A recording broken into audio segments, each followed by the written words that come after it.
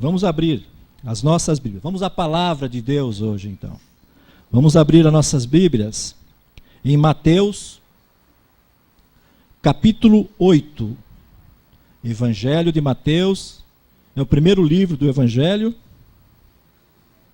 da Nova Aliança. E nós vamos estar lendo a partir do versículo 5. Quero compartilhar com vocês algo que Deus já colocou no meu coração. Já há algum tempo Ele tem colocado. E na sexta-feira, quando o pastor me convidou para pregar, essa palavra ficou mais forte ainda, né? Então vamos ler. Mateus 8, a partir do versículo 5. Tendo Jesus entrado em Cafarnaum, apresentou-se-lhe um centurião, implorando: Senhor, o meu criado jaz em casa de cama, paralítico, sofrendo horrivelmente. Jesus lhe disse: Eu irei curá-lo. Mas o centurião respondeu: Senhor, não sou digno de que entres em minha casa, mas apenas manda com uma palavra, e o meu rapaz será curado. Pois também eu sou homem sujeito à autoridade, tenho soldado às minhas ordens, e digo a este: vai, e ele vai, e a outro: vem, e ele vem, e ao meu servo: faz isto, e ele, que nem mesmo em Israel achei fé como esta. Digo-vos que muitos virão do Oriente e do Ocidente, ali haverá choro e ranger de dentes. Então disse Jesus ao centurião: vai-te, e seja feito conforme a tua fé. E naquela mesma hora o servo foi curado. Amém? Vamos orar, irmãos. Ó Senhor, te dou graças, Senhor, por este momento. O Senhor conhece muito bem, Senhor, o meu interior, Senhor, e estas palavras foram colocadas aqui dentro, Senhor. Por isso eu te peço, Pai, primeiro me ajuda, Senhor. Me ajuda a expressar aquilo que o Senhor já colocou lá no profundo do meu espírito, Senhor.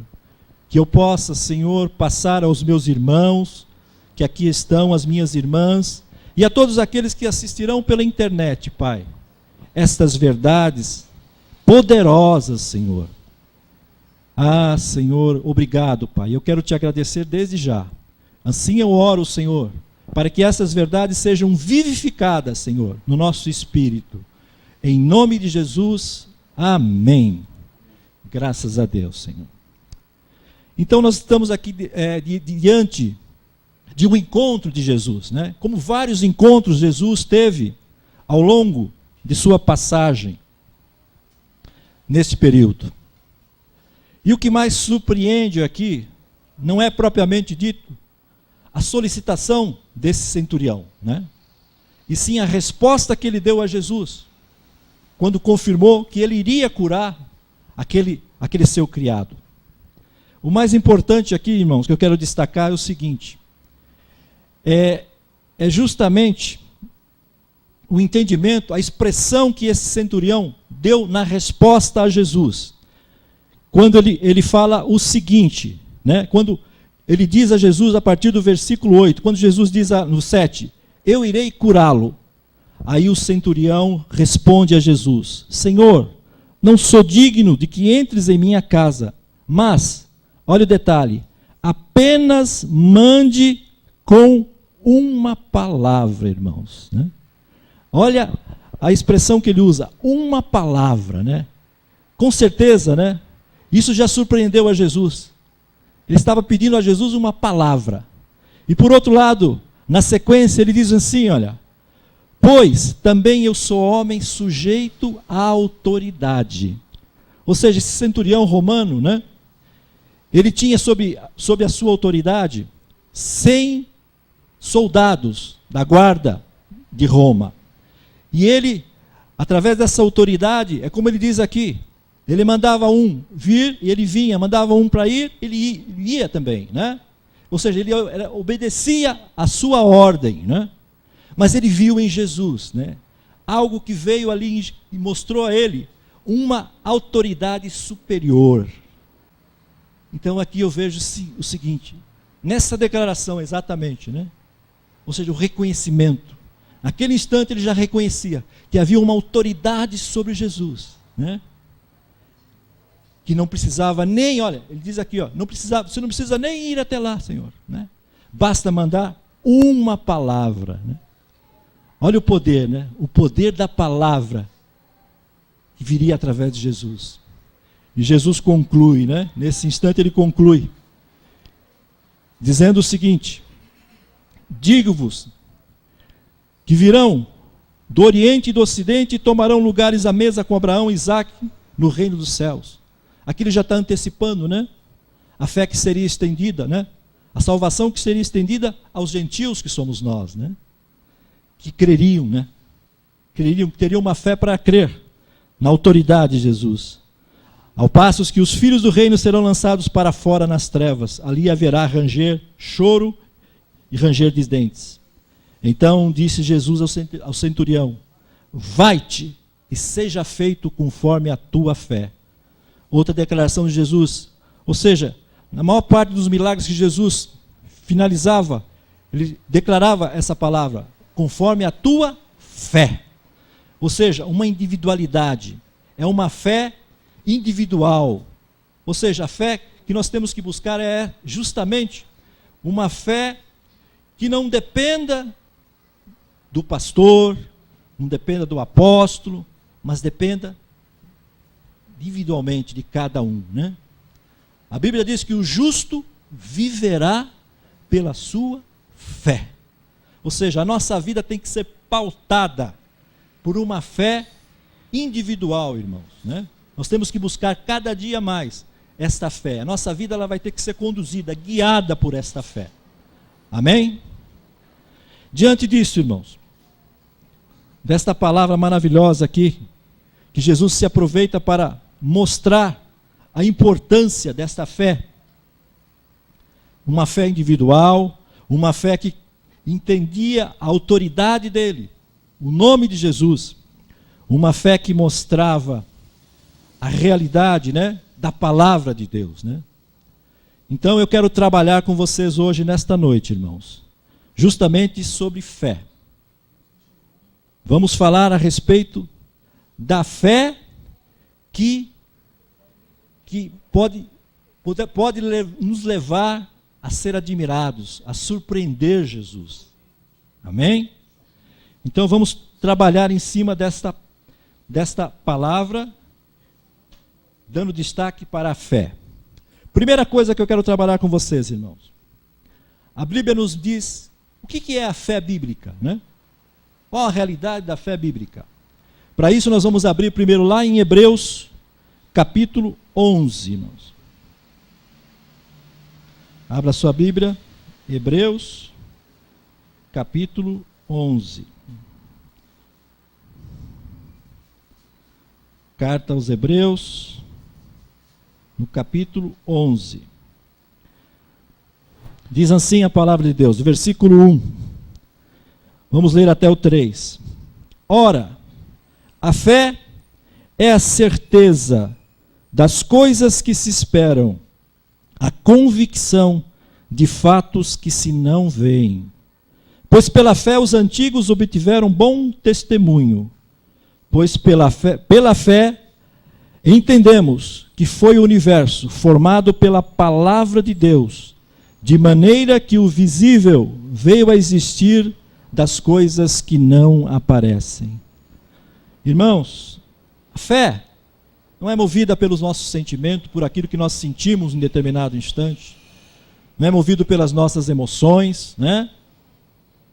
Não é movido pelos gritos, né? Pela música, não é movido por nada disso, irmãos. Fé é a certeza das coisas que nós esperamos, das coisas que são esperadas, irmãos. E convicção dos fatos que não se veem. Eu fui buscar no dicionário, irmãos, convicção.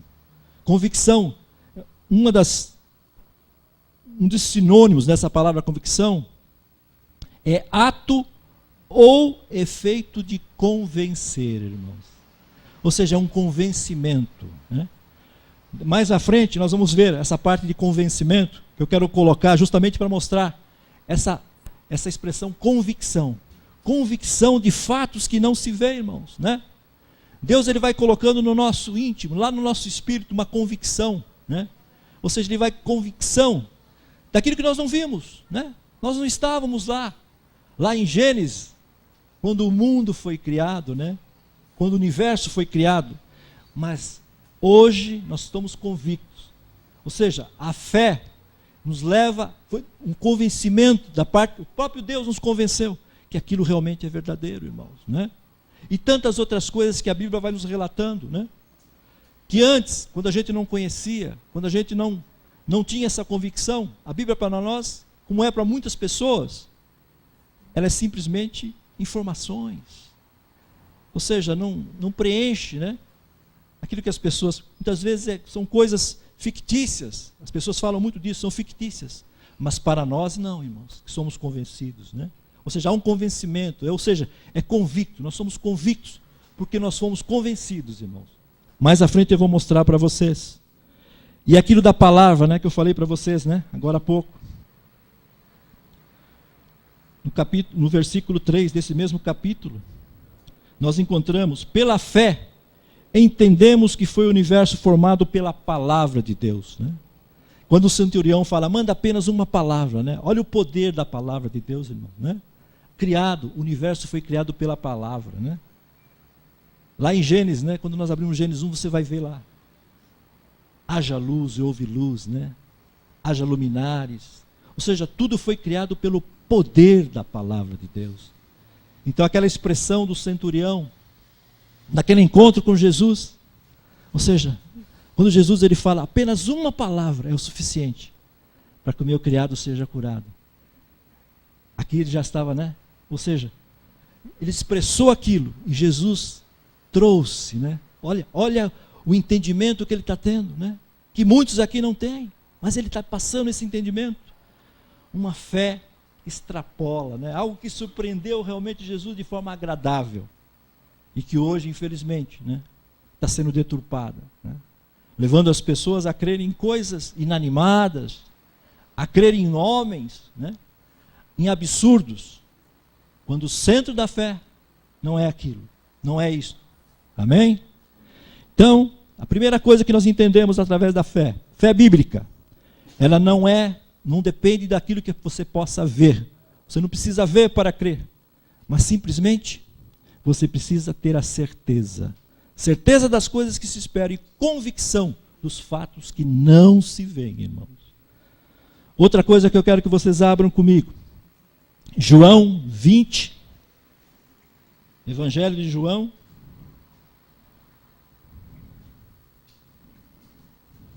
que nós vamos mostrar o lado oposto da fé, a incredulidade, que eu quero mostrar para vocês. E por incrível que pareça, irmãos, a incredulidade estava em um dos discípulos de Jesus, que acompanhou o Mestre, que viu milagres, que recebeu revelações do Mestre, juntamente com outros. Mas aqui, Jesus vai mostrar a incredulidade que ainda imperava, né, sobre seus discípulos. Evangelho de João, capítulo 20. A partir do versículo 24, irmãos, nós vamos estar lendo. Ora, Tomé, um dos 12, chamado Dídimo, não estava com eles quando veio Jesus. Aqui ele está falando da ressurreição, ele ressuscitou e apareceu aos discípulos. Disseram-lhe então os outros discípulos, vimos o Senhor. Mas ele respondeu, se eu não vir nas suas mãos o sinal dos cravos, e ali não puser o dedo, e não puser a mão no seu lado, de modo algum acreditarei.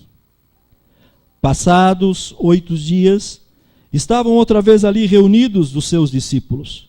E Tomé com eles, estando as portas trancadas, veio Jesus, pôs-se no meio e disse-lhes, paz seja convosco.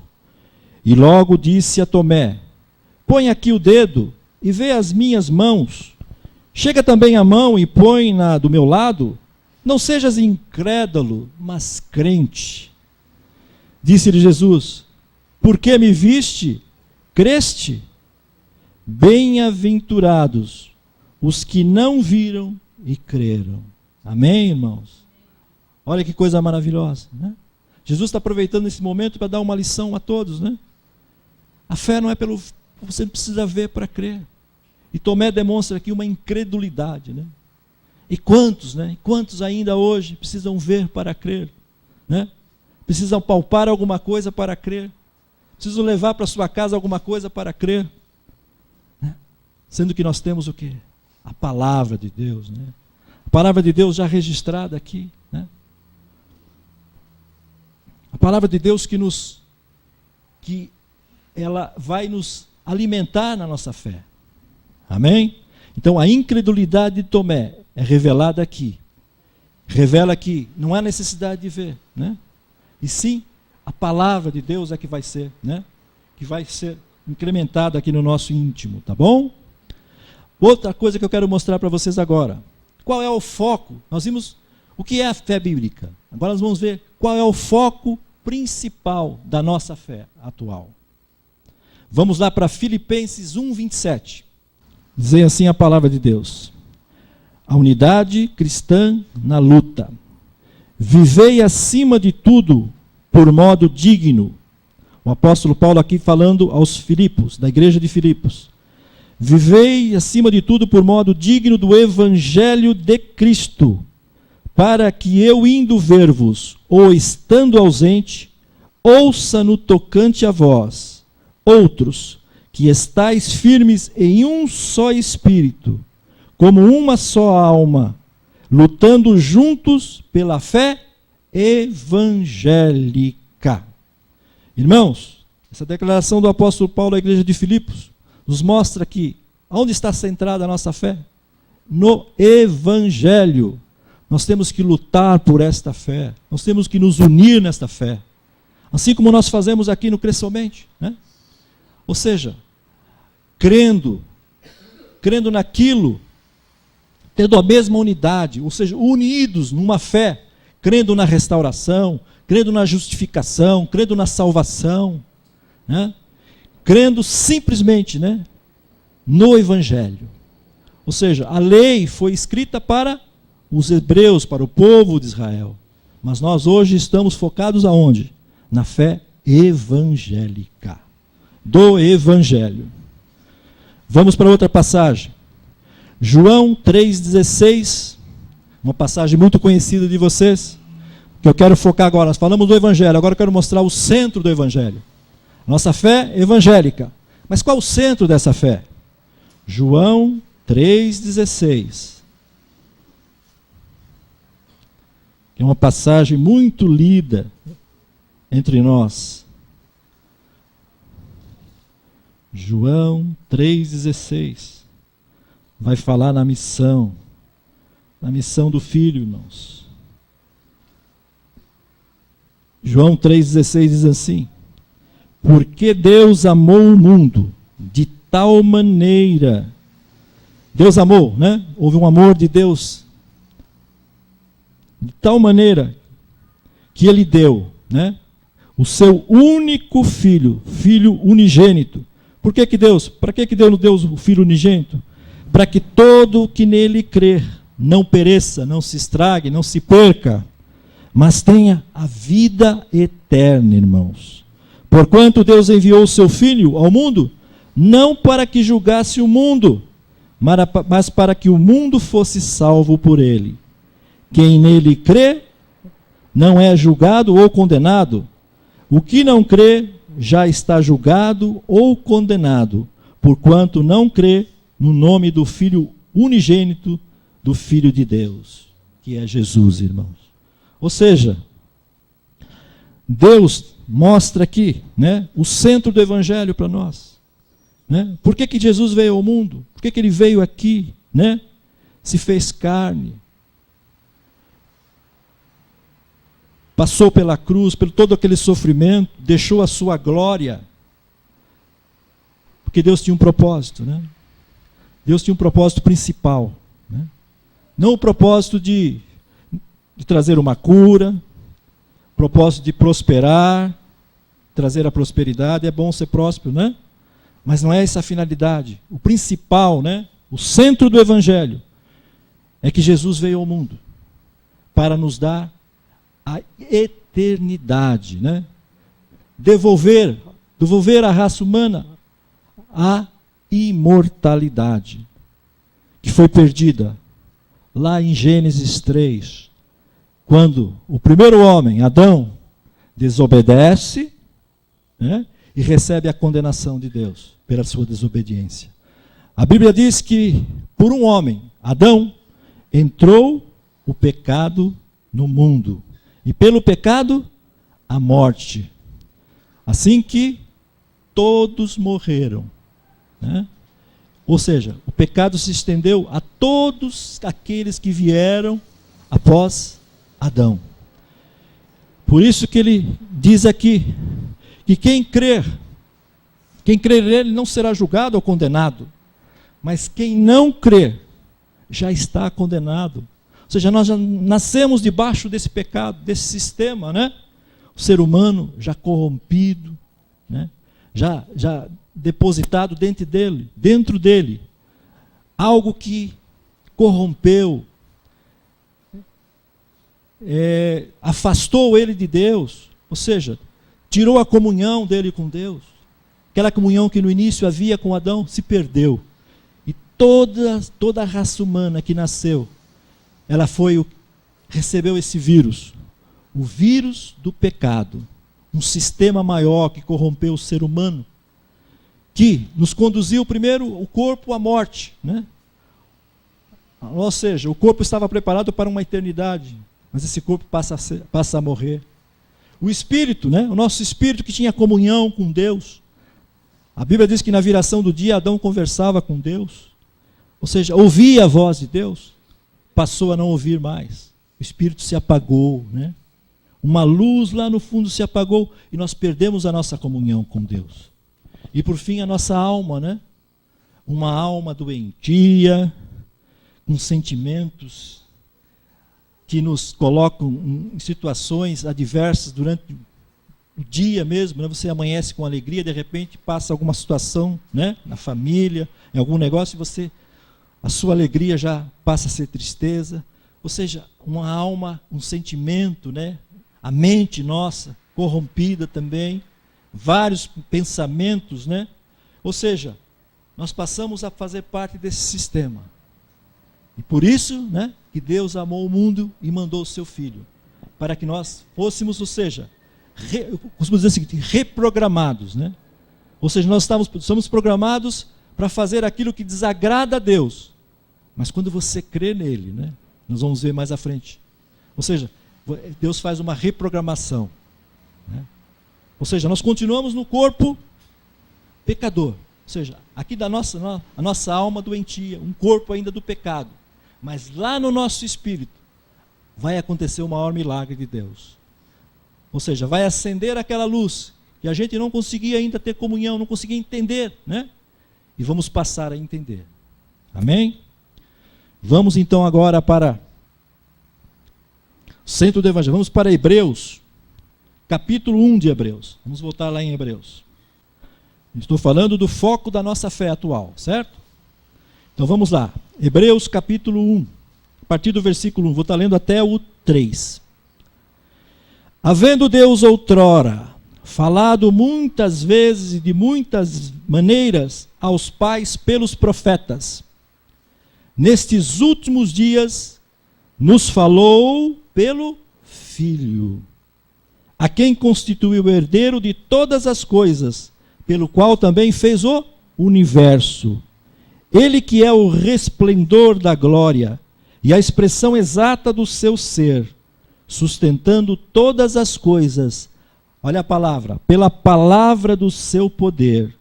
Depois de ter feito a purificação dos pecados, assentou-se à direita da majestade nas alturas. Ou seja, o autor de Hebreus aqui mostra o seguinte, que havia um tempo, né, outrora, que Deus falava através dos profetas, Ou seja, Deus vinha e expressava seu desejo através dos profetas. Mas nos últimos dias que nós estamos vivendo, irmãos, Ele nos falou pelo Filho. Ou seja, a voz do Filho, irmãos, nós temos que ouvir hoje a voz de Jesus, né? As boas novas de grande alegria que vieram por Jesus. O Evangelho. Ou seja, nós temos que estar ligado nesta voz, na palavra, né? Na palavra está registrada no Evangelho. Amém? Ou seja, a voz lá dos Hebreus é o Velho Testamento, né? Deus falava através dos profetas. E a partir de então, agora, nós temos que ouvir a voz do Filho, que é o quê? A Bíblia diz aqui, pelo Filho, a quem constituiu o herdeiro de todas as coisas, pelo qual também fez o universo. Olha a grandeza, né? Olha o poder que está sobre Jesus, irmãos, né?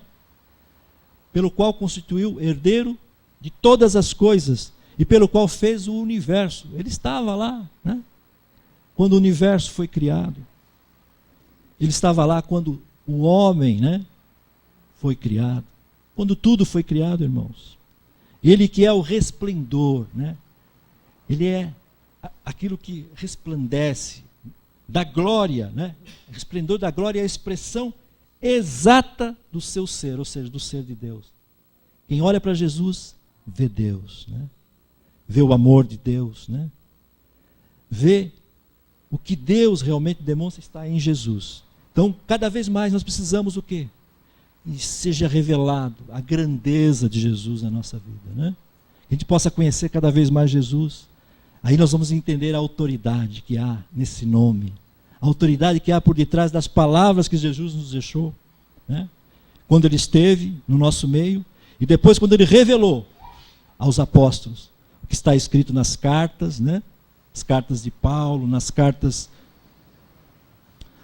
dos seus apóstolos, que consta aqui, de Pedro. Ou seja, revelações que foram feitas, como o próprio Paulo cita, né? Não foi de homem algum que eu as recebi, mas de Jesus Cristo. O próprio Jesus as revelou a ele. E essas palavras já estão aqui, né? Ao nosso alcance, né? Para sermos fortalecidos, irmãos, nesta fé. Amém? Vamos agora para 1 Coríntios, primeira carta de Paulo aos Coríntios, capítulo 3. Primeira carta de Paulo aos Coríntios, a partir do capítulo 3. A partir do versículo 10, irmão. Paulo aqui está falando da responsabilidade daqueles que pregam, daqueles que ensinam a palavra de Deus. E no versículo 10 ele vai dizer o seguinte, irmãos. Segundo a graça de Deus que me foi dada, lancei o fundamento como prudente construtor, e outro edifica sobre ele. Porém, cada um veja como edifica, porque ninguém pode lançar outro fundamento, além do que foi posto, o qual é Jesus Cristo, irmãos. Contudo, se alguém edifica sobre o fundamento é ouro, prata, pedra preciosa, madeira, ferro ou palha, manifesta-se e tornará a obra de cada um, pois o dia demonstrará, porque está sendo revelada pelo fogo, o qual seja a obra de cada um, o próprio fogo aprovará. O destaque aqui, irmãos, é o fundamento, irmãos, ou seja, o centro do Evangelho Jesus. Paulo cita aqui da responsabilidade, do fundamento, da base. Qual é a base nossa do Evangelho? É Jesus, irmão. Não tem como. É em Jesus Cristo. Por isso que a Bíblia várias vezes nos mostra, é em Cristo, por Cristo, né? Estamos em Cristo, ou seja, é Ele. Ele é o nosso fundamento, nós temos que estar olhando sempre para Ele. Ele é o nosso centro, né? Ele mesmo diz, lá em João 14, que Ele é o caminho, a verdade e a vida. E que ninguém vem ao Pai, senão por Ele. Ele é o único mediador, irmãos, que nos leva ao Pai, nos leva até Deus, irmãos, né? Muitas religiões falam em religar você com Deus, mas nenhuma religião, irmão, religa o homem com Deus. Nenhum homem religa o homem com Deus. Nada, irmãos, nada religa o homem com Deus. Só Jesus. Ele é o único mediador, né, que nos conduz novamente a Deus, que nos traz a comunhão.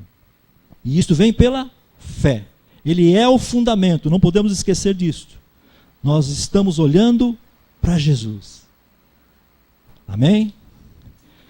Vamos agora, seguindo aqui, para finalizar essa parte da fé, o foco da fé, eu quero levar vocês lá em Hebreus, capítulo 12. Vamos voltar para Hebreus.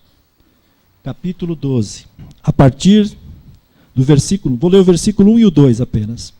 Aqui, no capítulo 11, o autor de Hebreus, ele cita vários exemplos de fé. Cita a fé de Abraão, cita a fé de várias pessoas, Davi.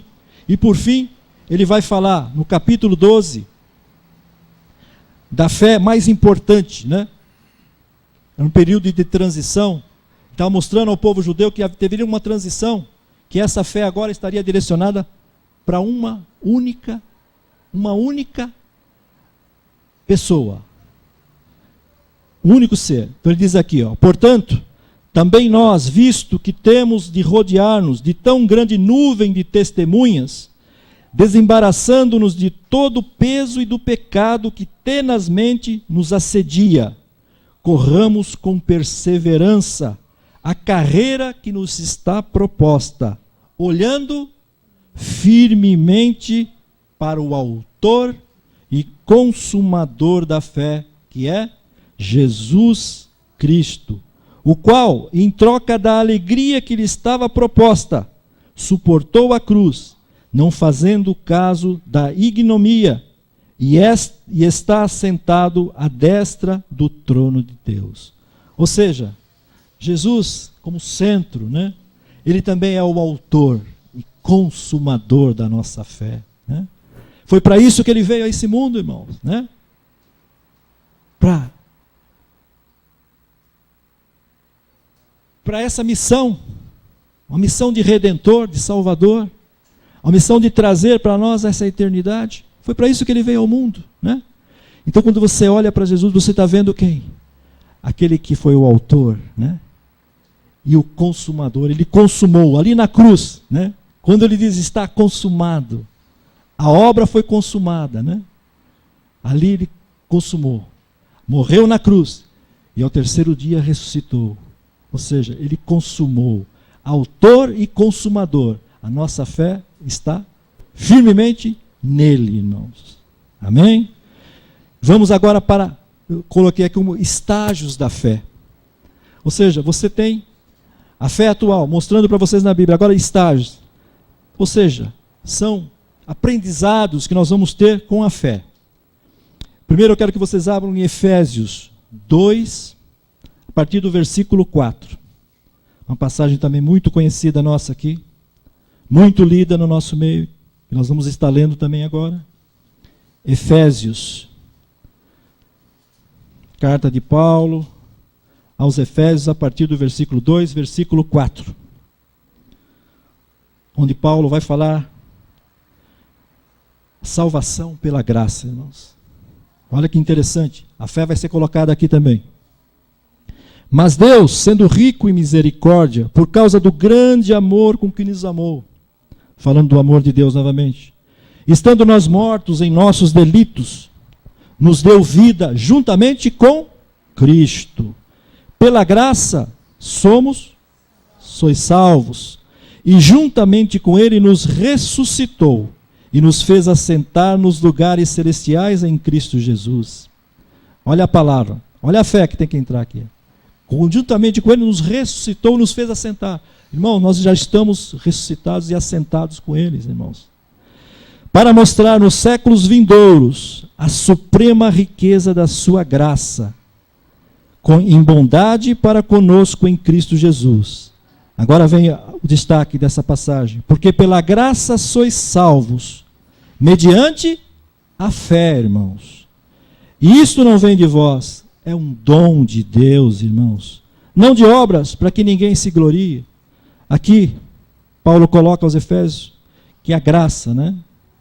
Esse favor que nós não merecíamos, né? A humanidade não merecia.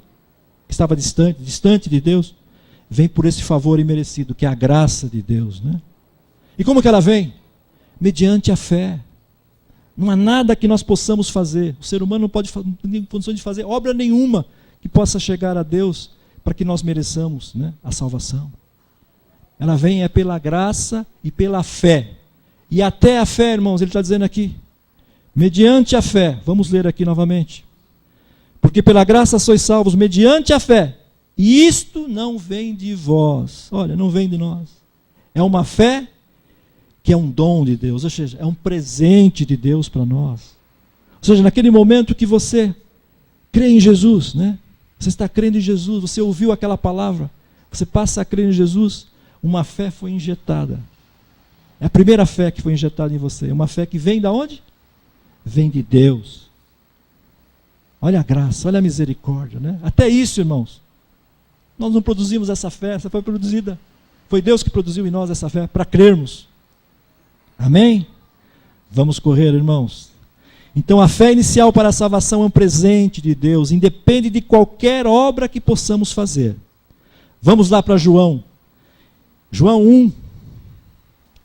Não podemos deixar de ler essa passagem. João 1, a partir do versículo 10, irmãos. Eu costumo dizer o seguinte, com essa fé da salvação que veio, né? Vem um pacote de Deus. Ela vem em conjunto, vai um conjunto. Você crê em Jesus, né? Como único e suficiente Salvador, aí você vai ter o quê? Vem um pacote que Deus vai colocar em você. Olha que maravilhoso. João 1.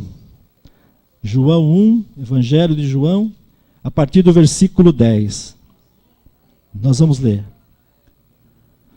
A palavra diz, o verbo estava no mundo, está falando de Jesus. O mundo foi feito por intermédio dele, mas o mundo não o conheceu. Veio para o que era seu, e os seus não o receberam. Olha a ênfase agora. Mas a todos quantos o receberam, deu-lhes o poder de serem feitos filhos de Deus, a saber, aos que creem no seu nome, os quais não nasceram do sangue, nem da vontade da carne, nem da vontade do homem, mas de Deus. Irmãos, estamos diante daqui da regeneração, do novo nascimento. Ou seja, naquele momento que você creu em Jesus, por aquela fé que foi injetada em você, né? Jesus passa a se tornar algo vivo para você. Jesus realmente existe. Até então, Jesus era só nos filmes, né? Você percebia Jesus, achava coitadinho, mas a partir desse momento que a fé vem, você, não, Jesus é verdadeiro, né? Ele é real, né? Ele veio a esse mundo realmente. E não só isso, irmãos, quando você creu, né? A Bíblia diz que vem um poder de Deus, que se torna em você o quê? Passa você a ser um filho de Deus. Filho de Deus, irmãos, olha que coisa maravilhosa. Ou seja, você passa a ter em você algo que você não tinha, né? Você tinha perdido essa comunhão toda, mas agora nesse momento você é feito filho de Deus. O novo nascimento, né? O novo nascimento no Espírito. Ou seja, lá no Espírito você vai ter esse novo nascimento. Aproveitando, vamos lá para João. João 16, avança um pouquinho aqui, vamos lá, João 16. Nós vamos falar sobre esse episódio, essa passagem, que vai mostrar muito disso. João 16, a partir do versículo 5, irmãos. Jesus aqui vai falar do Consolador. Os seus discípulos estão entristecidos ali, porque ele está contando que ele vai embora, né? Ele tem que ir embora.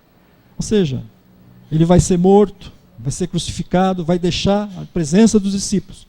Mas ele começa a consolar os seus discípulos. E ele vai citar aqui, ó, a partir do versículo 5. João 16, 5. Mas agora vou para junto daquele que me enviou. E nenhum de vós me pergunta para onde vais?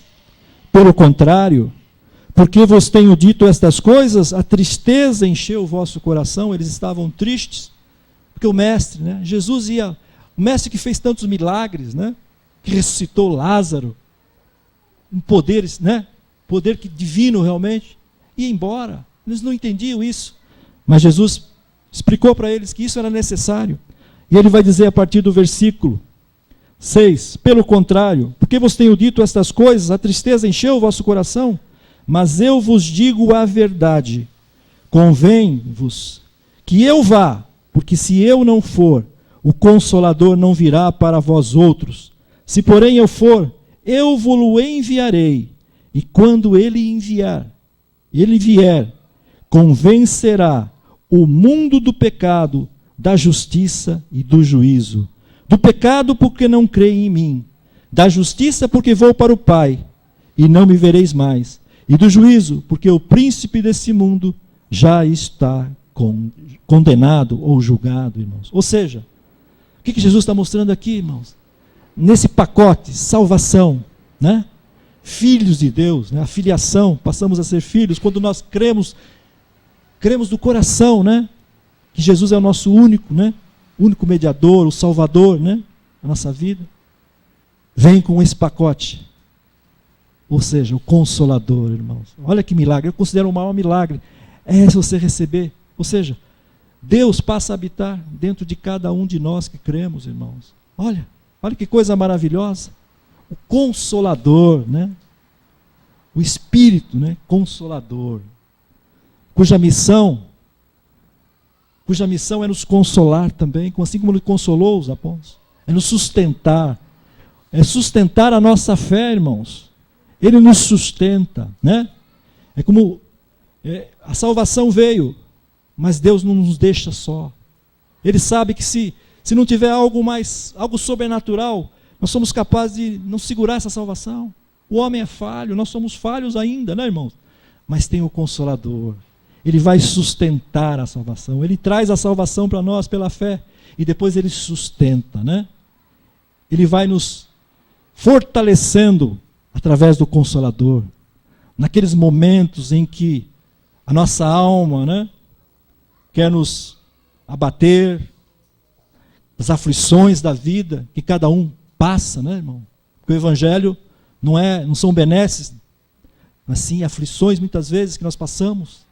Mas é a fé, irmãos. A fé que o Consolador, ele vai estar sempre trabalhando, ele vai estar sempre ao nosso lado, né? Mesmo nos momentos de tristeza, nos momentos em que você esteja passando por problemas, por aflições, ele está com você. Você é um filho, você está com esse Consolador aí dentro, esse Espírito está aí para te consolar, para te ajudar, para te fortalecer. Mas como que ele fortalece você, irmãos? Pela palavra, irmãos. Não tem como. É pela palavra de Deus, irmãos. É pelas Escrituras. Amém? Vamos lá agora para Romanos 1, 16, 17. Só mais uma coisa, falando do Consolador. Ele cita aqui que ele nos convencerá. Você lembra que eu falei para vocês? De convicção? Ele nos convencerá. Do que ele vai nos convencer? Diz a palavra aqui. Do pecado. Porque não crê em mim, né? Deixa eu passar novamente essa passagem aqui, interessante. Do pecado, porque não crê em mim. Da justiça, porque vou para o Pai, e não me vereis mais. E do juízo, porque o príncipe desse mundo já está julgado. Ou seja, esse convencimento, irmãos. Ou seja, aquela convicção, né? A fé convicta. Ou seja, uma fé que você não larga, está firmado nela, enraigado naquela fé. É o convencimento. Esse é o nosso convencimento, irmãos. É o Consolador, ele que nos convence, né? A obra é dele. Ele que te convence. Ele que te conduz a Jesus, né? A missão dele é glorificar Jesus, é apontar Jesus. Amém? Vamos lá para Romanos 1, 16, 17. Não podia deixar de citar também essa passagem. Uma passagem muito conhecida, né? Romanos, carta de Paulo aos Romanos 1, 16, 17.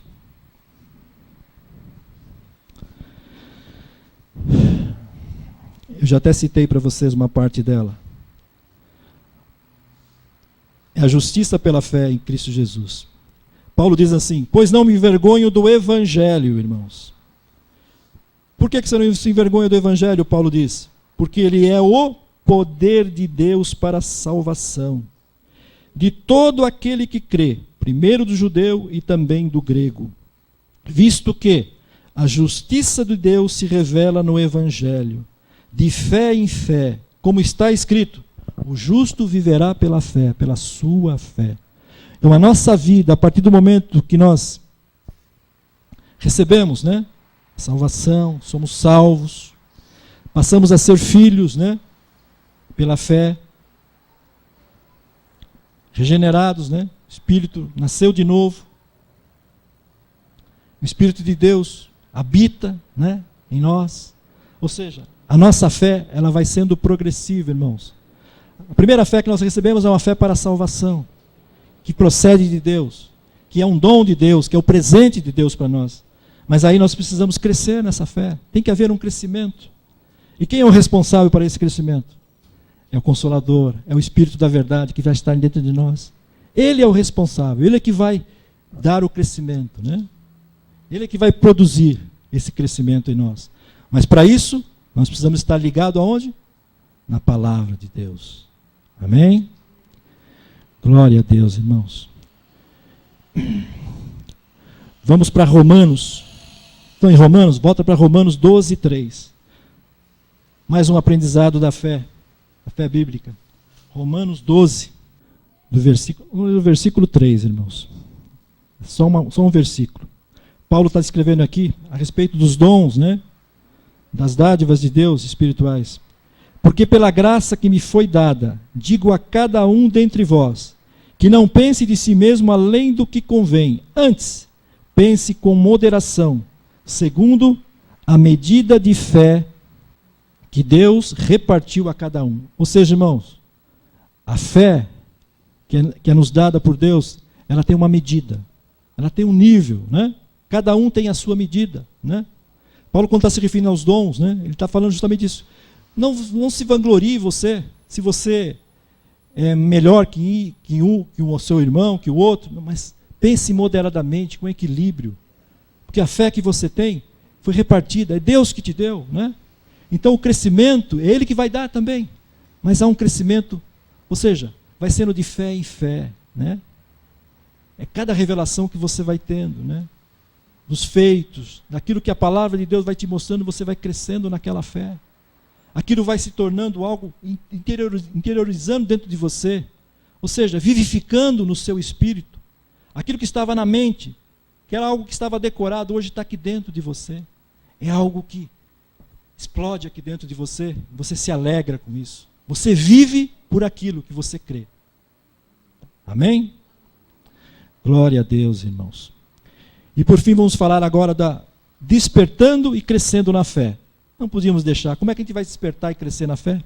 Romanos 10, a partir do versículo 16.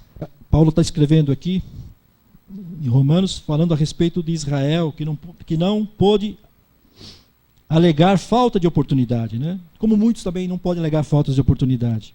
Ele diz assim, que mas nem todos obedeceram ao Evangelho, pois Isaías diz, Senhor, quem acreditou na nossa pregação? Ou seja, o Evangelho é pregado, tem que ser pregado, irmãos, né? Tem que ser o nosso testemunho, pregar o Evangelho, pregar a cruz de Cristo, o sacrifício de Cristo.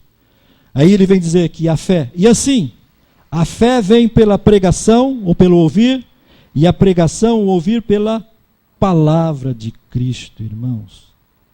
Não tem como, irmãos.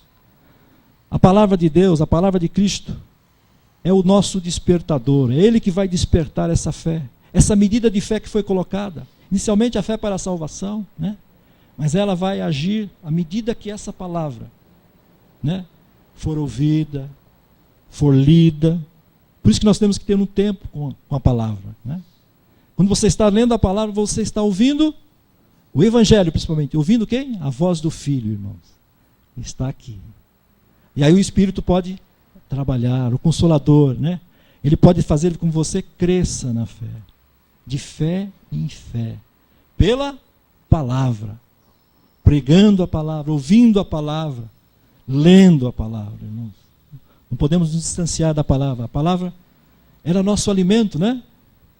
Jesus mesmo declarou, né? Quando foi tentado pelo diabo, Nem só de pão viverá o homem, mas de toda a palavra que procede da boca de Deus. Olha, irmãos, está aqui, irmãos. Olha o despertador nosso, está aqui. Temos que estar sempre ligado nisso.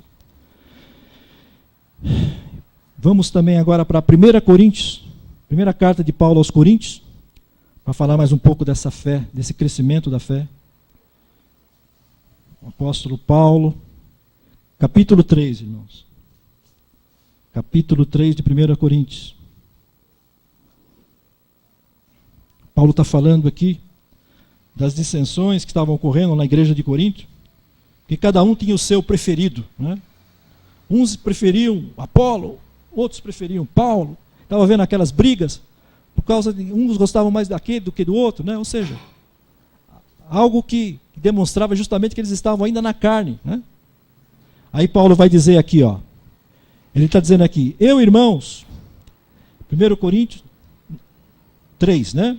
Eu, porém, irmãos, não vos pude falar como a espirituais, e sim como a carnais, como a criança em Cristo.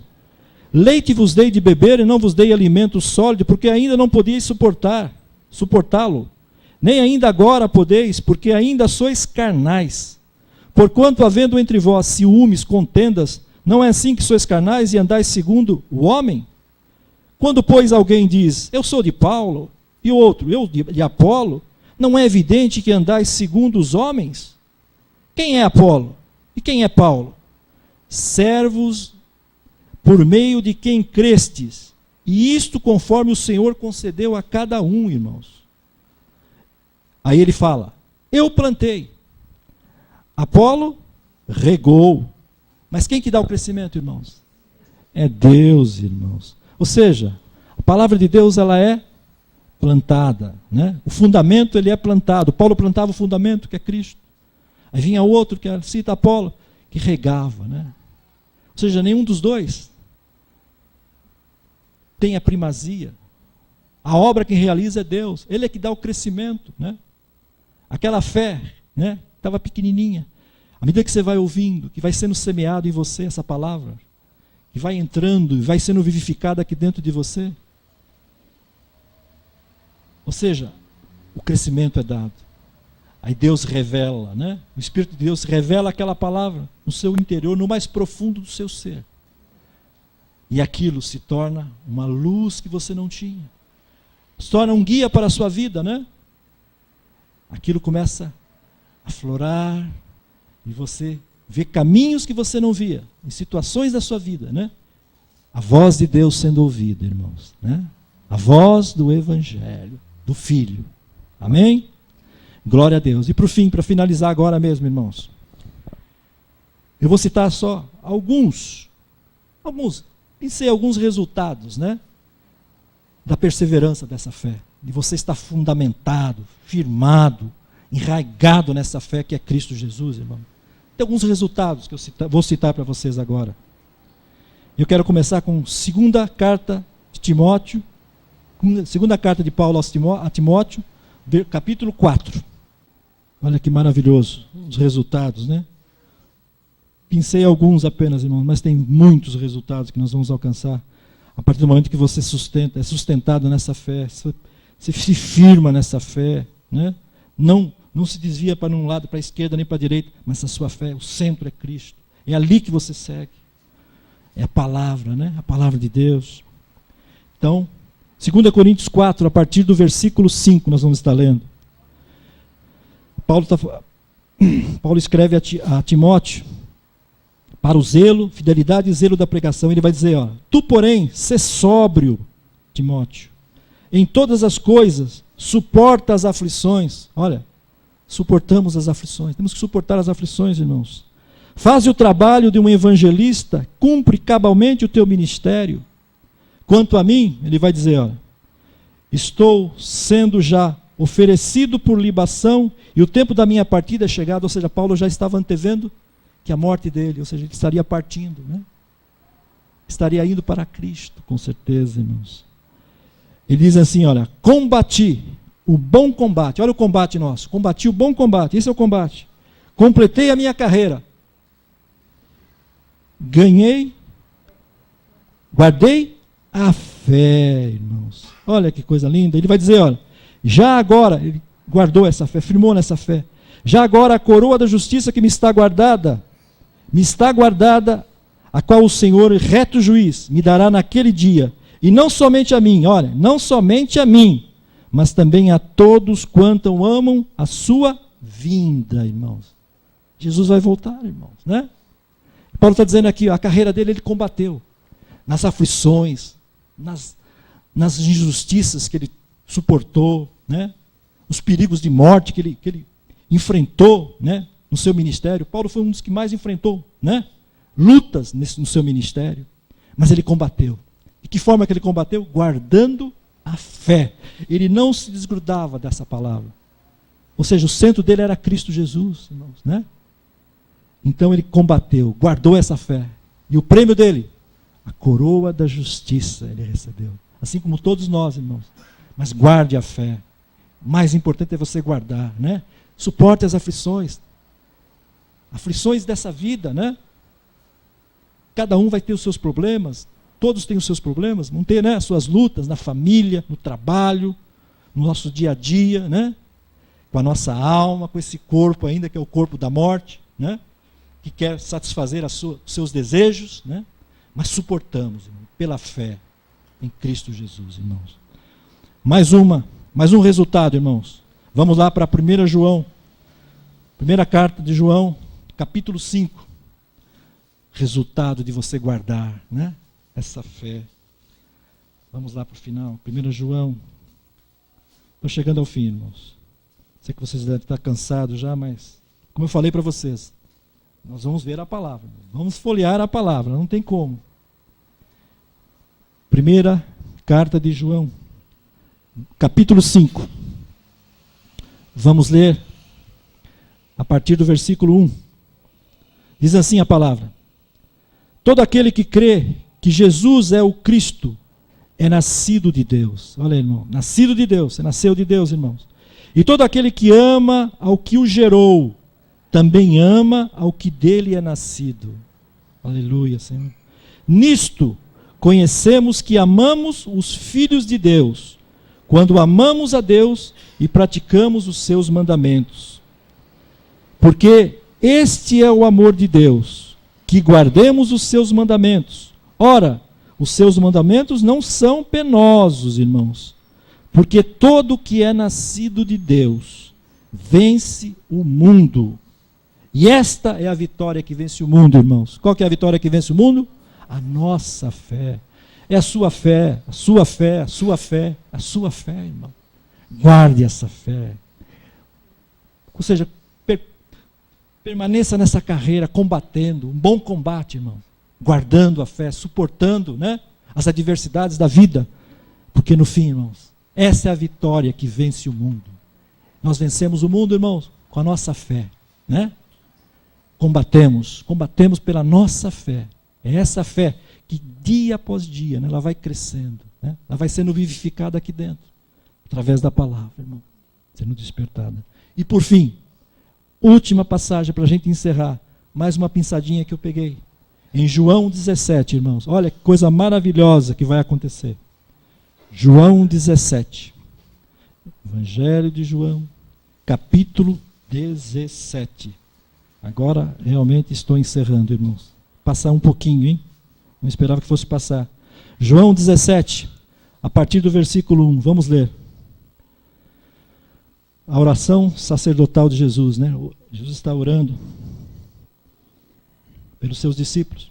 Tendo Jesus falado estas coisas, levantou os olhos ao céu e disse: Pai, é chegada a hora, glorifica teu Filho, para que o Filho glorifique a ti, assim como lhe conferiste autoridade sobre toda a carne, a fim de que ele conceda a vida eterna a todos os que lhe deste. Ou seja, Deus dá a Jesus e ele concede a vida eterna, irmãos. E a vida eterna, olha o que é aqui, irmãos. A vida eterna, olha essa passagem, é esta. O que é a vida eterna, irmãos? Que te conheçam a ti, o único Deus verdadeiro, e a Jesus Cristo, a quem enviou-te. Ou seja, irmãos, Guarda essa fé, irmão. Combate o bom combate. Firmado nesta fé. Que um dia, irmão, você vai deixar esse corpo. Né? E vai numa dimensão que você vai ver Deus, irmão. Vai conhecer a Deus. Face a face. E vai ver o nosso Salvador. O único, né? Mediador entre o homem, Deus e o homem. Jesus Cristo. Você vai conhecê-lo pessoalmente. Vida eterna é isto, irmãos. Amém.